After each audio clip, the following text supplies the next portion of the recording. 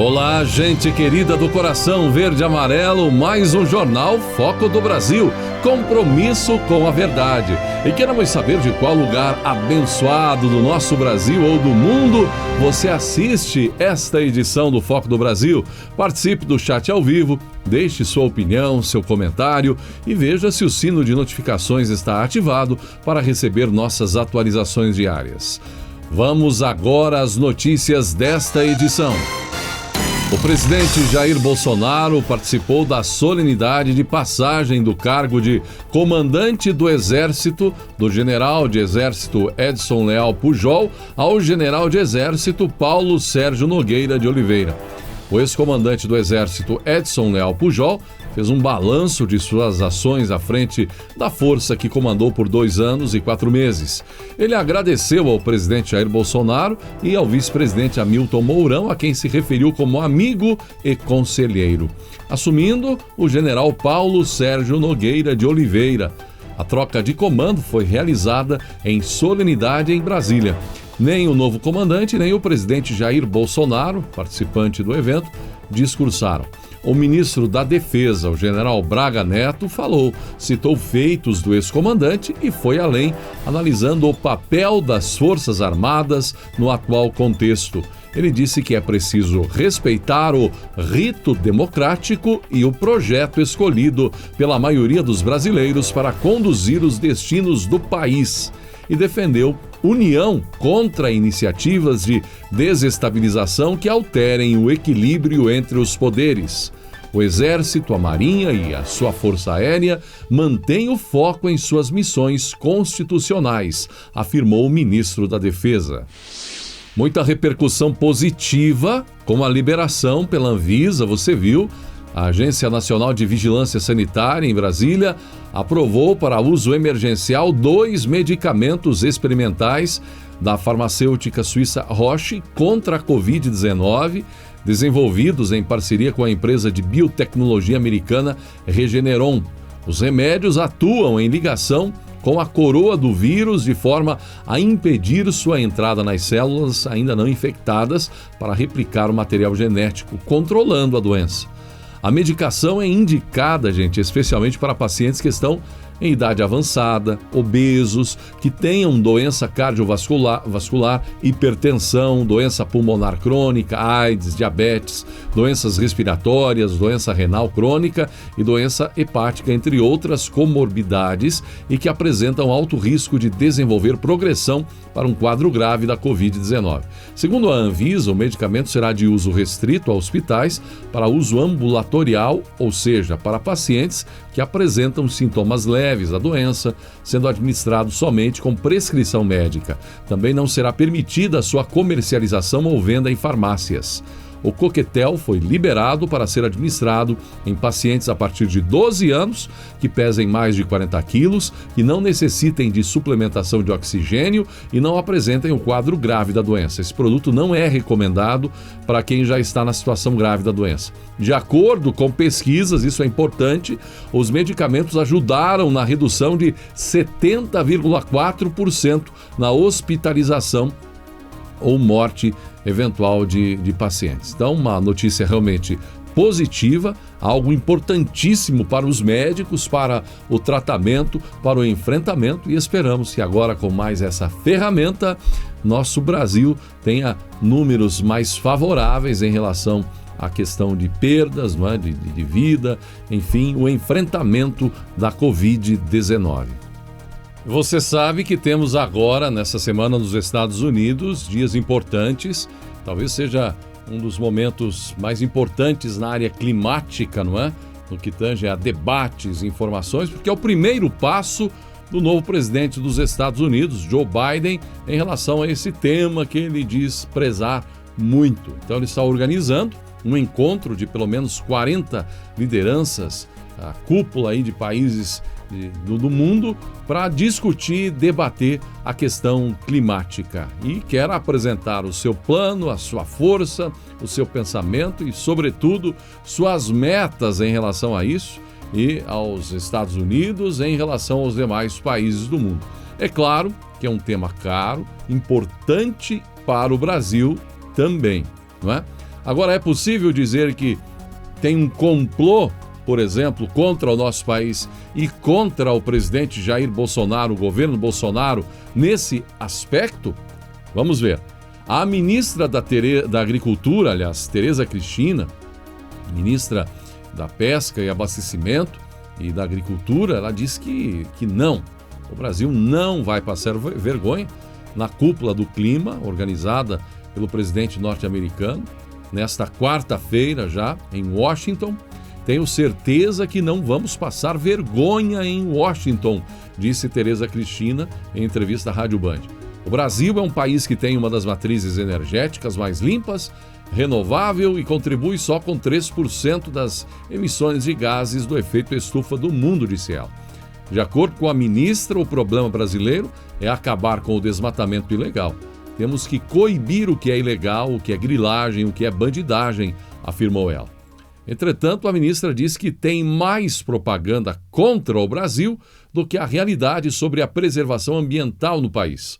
Preservamos 66% da vegetação nativa em todo o território nacional e 84% na Amazônia, destacou ela. Nós temos bons números, garantiu. A ministra Tereza Cristina tem razão, gente, em relação ao que o Brasil mantém em pé de suas riquezas ambientais, algo infinitamente maior que a dos países que agora reivindicam querer controlar o meio ambiente aqui. No entanto, lamento, ministra Tereza Cristina, mas tem brasileiros que vão lá fazer o Brasil passar vergonha, sim. Vão tentar de todo jeito manchar a imagem do país. E são conhecidos como artistas vulgos intelectuais da esquerda. Pior que tem. Se não vejamos como trabalha o ativismo de esquerdistas para tentar manchar a imagem do Brasil lá fora, como tem sido feito insistentemente nos últimos meses. É tribunal internacional, é denúncia aqui, é denúncia lá, é isso e aquilo. Um grupo de 36 artistas pediu, por meio de uma carta aberta, que o presidente dos Estados Unidos, Joe Biden, não ouça Jair Bolsonaro, não feche acordos com Jair Bolsonaro. Compartilhamos suas preocupações de que ações urgentes devem ser tomadas para enfrentar as ameaças à Amazônia, ao nosso clima e aos direitos humanos. Mas um acordo com o Bolsonaro não é a solução, diz o texto que tem a assinatura. Sabe de quem? De artistas brasileiros, conhecidos, como falei, como vulgos intelectuais. Dos brasileiros que assinam a carta, vejamos se a maioria dos brasileiros compactua com o que afirmam tais nomes. Caetano Veloso, Gilberto Gil, Fernando Meirelles, Marisa Monte, Sônia Braga e Wagner Moura, conhecidos, né? Ativistas militantes, por exemplo, do PT, entre outros partidos, e ainda outros estrangeiros, então, incluindo o Leonardo DiCaprio, de novo. A carta foi divulgada no momento, então, que acontece agora a cúpula do clima de Biden. Ou seja, da mesma forma que eles dizem lutar pelo meio ambiente, eles vão lá fora pedir que haja cooperação ou entendimento contra o Brasil. Contra.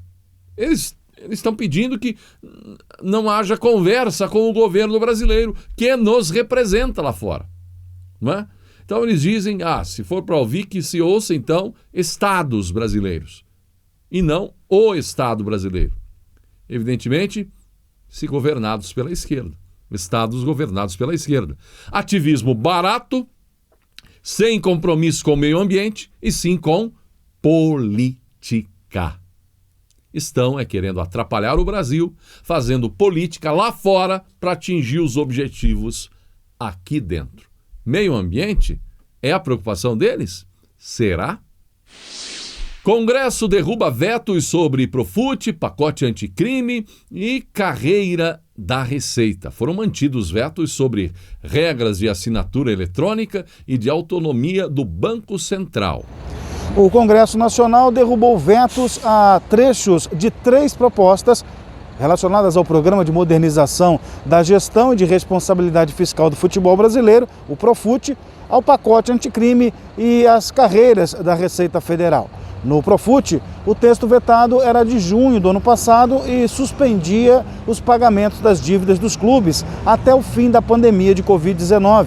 Entretanto, como o texto vetado previa a volta dos pagamentos após o fim da vigência do decreto que reconheceu o estado de calamidade pública, o que ocorreu em dezembro de 2020, cria-se uma dúvida jurídica sobre a aplicabilidade dessa medida. Segundo o trecho a ser reinserido na lei, os clubes de futebol devem garantir, durante a suspensão, o pagamento dos empregados que recebem até 2 vezes o teto dos benefícios do regime geral de previdência social, atualmente em R$ 6.433 por mês. Os parlamentares rejeitaram ainda diversos vetos a pontos do pacote anticrime. Um deles é o que considera válida legalmente, em matéria de defesa, a gravação ou escuta realizada por um dos interlocutores sem o prévio conhecimento da autoridade policial ou do Ministério Público. Votaram a matéria apenas os senadores, pois os deputados já haviam votado pela derrubada do veto na última sessão do Congresso, dia 17 de março. Assim, as escutas realizadas pela polícia poderão ser feitas inclusive à noite e por meio de operação policial disfarçada, exceto na casa do suspeito, resguardada constitucionalmente. Foi retomada também a pena de crime qualificado para homicídio praticado com arma de fogo de uso restrito ou proibido, por exemplo, fuzis. Além disso, nos crimes de calúnia, injúria e difamação divulgadas em redes sociais, a pena será o triplo. Foi derrubado ainda o veto a um item da medida provisória que permite aos servidores da antiga Secretaria de Receita Previdenciária migrarem para a carreira de analista tributário da Receita Federal, devido à incorporação do órgão em 2007, no projeto de lei de autonomia do Banco Central. O Congresso manteve os vetos e permitiu ao presidente e diretores do banco exercerem paralelamente outros cargos públicos ou privados. Os deputados também mantiveram o veto a trechos da medida provisória convertida em lei, que atingiu aspectos técnicos sobre a regulamentação da emissão de assinaturas eletrônicas aceitas pelo poder público e aspectos práticos do uso dessas assinaturas. De Brasília, Fábio Santos. Em tempos de discussões sobre essa CPI da Covid-19, onde realmente os problemas aconteceram, a Polícia Federal cumpriu mais mandados de prisão contra pessoas, 38 ordens de busca e apreensão na Operação Contágio, que apura o desvio de recursos públicos destinados ao combate da Covid-19. Os mandados foram cumpridos nos estados de São Paulo, Rio de Janeiro e Minas Gerais. As ações têm como alvo os municípios de Hortolândia, interior paulista, Embu das Artes e Itapecerica da Serra, esses 2 últimos na Grande São Paulo.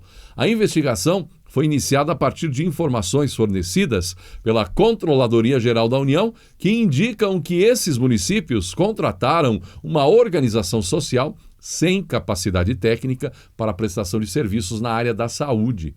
Segundo a Polícia Federal, os contratos sob investigação têm valor total de mais de 100 milhões de reais. Alguns desses contratos foram assinados de forma emergencial para atender os pacientes de Covid-19. De acordo com as investigações, a organização subcontratou empresas recém-criadas, também sem experiência na área, para a execução dos serviços demandados pelos municípios.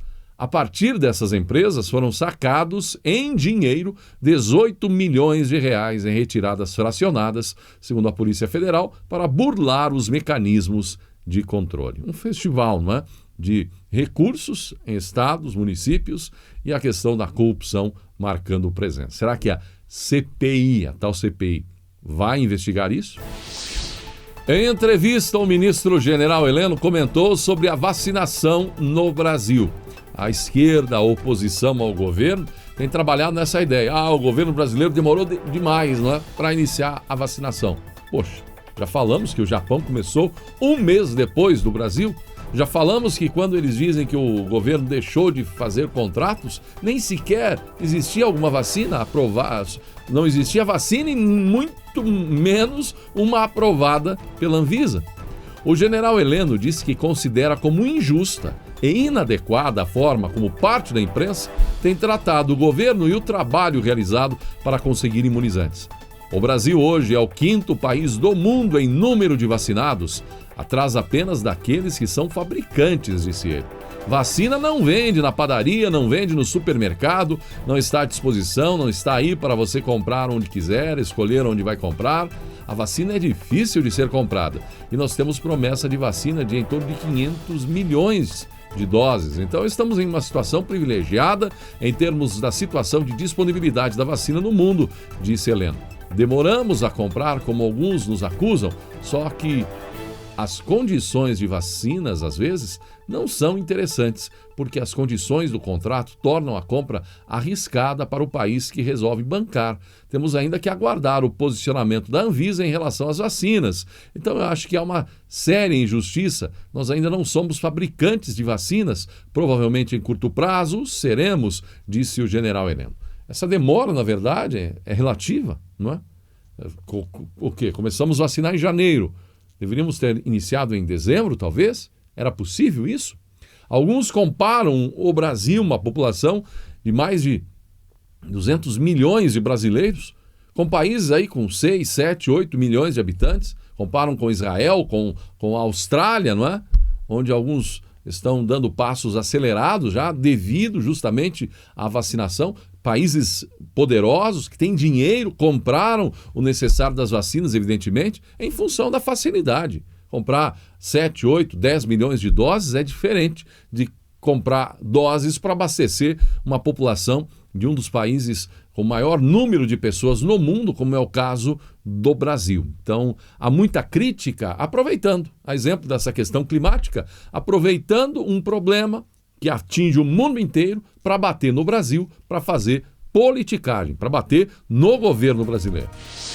Programa que socorreu empreendedores e pequenos negócios afetados pela pandemia de Covid-19, o Programa Emergencial de Acesso a Crédito com garantia de recebíveis através das maquininhas, uma tremenda facilidade, emprestou 3,19 bilhões de reais no período de financiamento e funcionamento entre 15 de outubro e 31 de dezembro do ano passado. O valor foi divulgado pela Secretaria de Política Econômica do Ministério da Economia. Nesse período, 112,161 mil operações foram realizadas. No programa, os bancos emprestavam recursos a microempreendedores individuais, também micro e pequenos empresários, usando a maquininha. Em troca, as instituições financeiras recebiam como garantia, não é, os recebíveis, recursos a receber gerado pelas maquininhas de cartão. As garantias são executadas em caso de inadimplência. Como os recebíveis das maquininhas de cartão são de fácil recuperação, essa modalidade de crédito permitia juros mais baixos que as taxas de mercado. Segundo a nota técnica, 18% dos MEIs, 4% das microempresas e 2% das pequenas empresas dependeram exclusivamente do programa, para daí conseguirem crédito no último trimestre de 2020. Na divisão por setores, os segmentos mais beneficiados foram bares e restaurantes, com 14.985 empréstimos aprovados, e hoteleiro, com 1.507 aprovados. Quer dizer, alguns dos setores mais impactados pela pandemia. Primeira sessão da CPI da pandemia está marcada, gente, para o dia 27 de abril e será semipresencial. O presidente do Senado, Rodrigo Pacheco, determinou que a primeira reunião da CPI da pandemia seja semipresencial, com a possibilidade de participação dos senadores, tanto pessoalmente quanto virtualmente. A eleição para a presidência e a vice-presidência da comissão, porém, será restrita aos membros que comparecerem pessoalmente. As regras para a reunião inaugural estão no ato do presidente, número 8, lançado nesta segunda-feira, dia 19. O documento também determina que, uma vez escolhidos o presidente e o vice, a CPI vai definir as suas próprias regras de funcionamento. A CPI da Covid-19 no Senado será instalada no próximo dia 27 de abril, às 10 da manhã. O senador Otto Alencar assinou a convocação dos outros membros da CPI por ser o membro mais velho. No mesmo dia, acontecerá a eleição do presidente e do vice-presidente da comissão. A votação para o comando da CPI deve ser secreta, o que impede que ela seja feita pelo sistema de votação virtual usado pelo Senado. Assim, apenas os senadores que marcarem presença no dia poderão participar do pleito. Serão disponibilizadas urnas eletrônicas fora do plenário da comissão e também na garagem do Senado, para o uso preferencial de senadores em grupo de risco. O acesso ao plenário da comissão, no dia da instalação, será reservado aos senadores e a um número restrito de servidores, inclusive com limitação de cadeiras no espaço físico. A captação de imagens da reunião será feita apenas pelos órgãos de comunicação do Senado Federal. Ainda nessa questão aí da CPI, da Covid, o senador Omar Aziz, candidato inclusive a presidir a CPI da Covid, afirmou que o objetivo da comissão não é se vingar de ninguém, mas fazer justiça com as mais de 380 mil vítimas da pandemia do novo coronavírus. Vamos saber o que erramos para que não tenha mais óbitos no Brasil. Vamos saber o que nós todos deixamos de fazer para que a gente possa tentar evitar o maior número de óbitos, afirmou Aziz. Aziz disse que pretende ouvir todos os que ocuparam o cargo de ministro da Saúde durante a pandemia, começando por Luiz Henrique Mandetta, primeiro a ocupar a pasta no governo Bolsonaro. Foi o primeiro a enfrentar a pandemia. Não negociou, não tínhamos equipamentos de proteção individual, faltou máscara, não tínhamos nada, se perdeu, apontou ele. Sem citar o fique em casa ainda, não é? E só apareça quando estiver faltando ar. Eu quero saber por que ele não tomou decisões que outros países estão tomando hoje contra o Brasil. Uma delas são as barreiras sanitárias. Se você perceber, no início de 2020, o Brasil recebeu voo de todo mundo. Ninguém usava máscara, não tinha nenhum procedimento de isolamento físico das pessoas, como se aquilo fosse uma gripezinha. E não era, disse ele. E mais, gente, o Estadão, aí, olha, publicou uma matéria que diz o seguinte: alvo da CPI da Covid, a maneira como os estados aplicaram a maior parte dos recursos enviados pelo governo federal como socorro financeiro na pandemia ainda é uma incógnita, um mistério. A fatia mais robusta do auxílio federal era para a livre destinação, não atrelada automaticamente a gastos com saúde. E cada governador deu o próprio encaminhamento. Ocorre que o dinheiro, esperava-se o bom senso, não é? Que estados e municípios utilizassem o recurso para a saúde. Tinha a livre utilização para facilitar justamente. Cada estado, cada município tem a sua realidade no setor da saúde. Inclusive, procurados pelo jornal, apenas 10 informaram a aplicação das respectivas parcelas. 10 estados de um total de 37 bilhões de reais transferidos para os estados pelo governo federal. Embora em alguns casos o dinheiro não carimbado também tenha sido destinado ao combate direto à Covid-19, a maior fatia do socorro teve finalidades alheias à pandemia. Conforme relataram as secretarias estaduais de Fazenda, o recurso serviu para pagar servidores de diversas áreas, garantir o 13º salário e custear a máquina pública. Segundo a reportagem, ao todo foram liberados 60 bilhões para estados e municípios de socorro na pandemia. Uma parte foi carimbada para a saúde e a maior parte de uso livre. Esperava-se investimentos de bom senso na saúde de acordo com a realidade de cada local. O governo de João Dória, por exemplo, afirmou que usou parte dos recursos para pagar policiais e professores e para cumprir contratos com fornecedores. E afirmou que não se trata de ajuda federal, mas de obrigação prevista no princípio federativo de distribuição de recursos. No Rio, 2 bilhões de reais livres recebidos serviram principalmente para pagamento de policiais. Em Roraima, o governo repassou 147 milhões de reais que não eram vinculados à Covid para pagamento de salários de profissionais da saúde.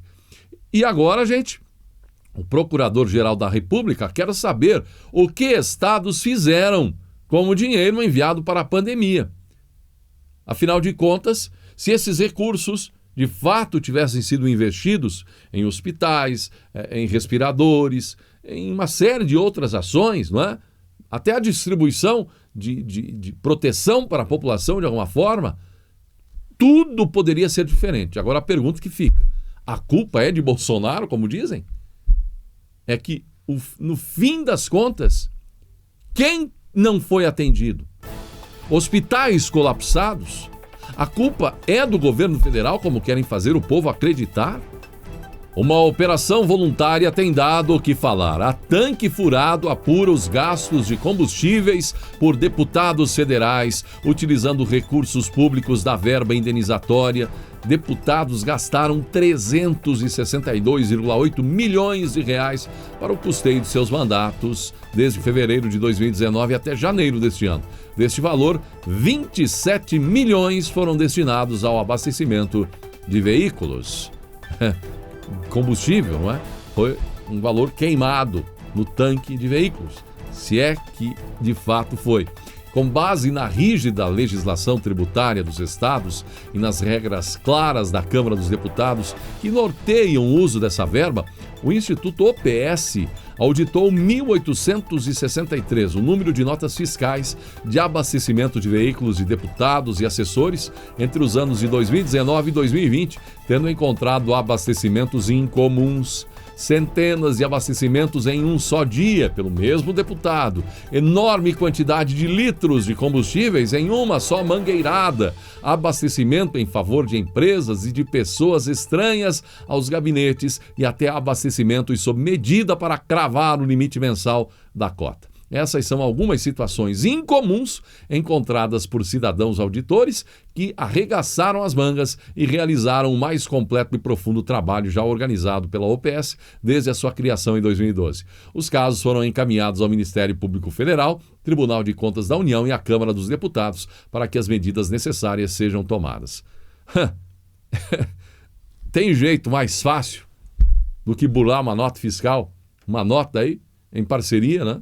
Com postos? Aliás, até os próprios postos deveriam ser investigados. É um festival de absurdos neste país. Tem muita gente cara de pau, né, nesse âmbito da política. Sobretudo aí dentro de certas esferas do poder em Brasília. Se passando por santo do pau oco, é claro. Ou do tanque oco. Haja espaço nos tanques de combustíveis para tanto consumismo de gasolina, de álcool, de diesel, sabe-se lá o quê. Chegamos ao final desta edição do Jornal Foco do Brasil. Gratidão pela sua atenção e que Deus abençoe a você e a sua família.